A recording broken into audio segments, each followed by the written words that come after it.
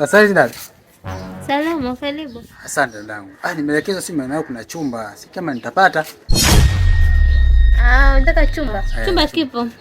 Afadhali. Twende kuonyesha. Subiri kwanza.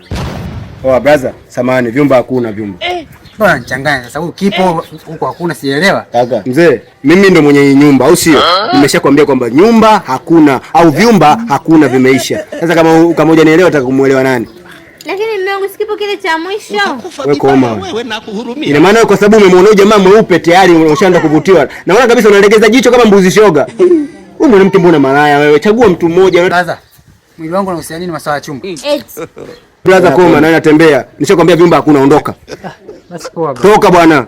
Nyie ndio mnamtaki vyumba, mtaka wanawake za watu tu. Mbwa nini wewe ndani? Jana mke malaya kama nini? Sasa hizi kaka. Salama, mambo? Poa, samani. Mimi ni mwanachuo tunasoma hapa kati. So nilikuwa nina shida na chumba. Nimeelekezwa kwenye hii nyumba kuna chumba. Okay. Vyumba vipo dada. Sasa huyu. Kweli? Yes. Na uzuri bei ni rafiki sana vyumba vyetu. Yaani bei haiumizi wala nini. Asante, naweza kukiona? Yes, karibu kama vipi upite uje uvione. Hapo sawa.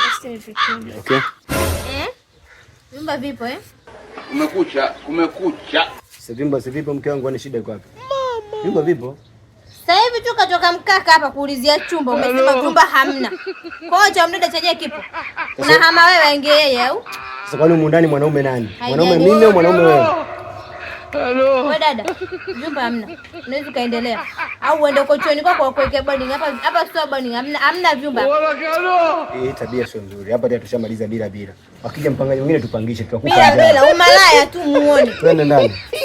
Mwanaume malaya tukuta kutwa wewe, unamtamani mwanafunzi wa watu. Twende ndani.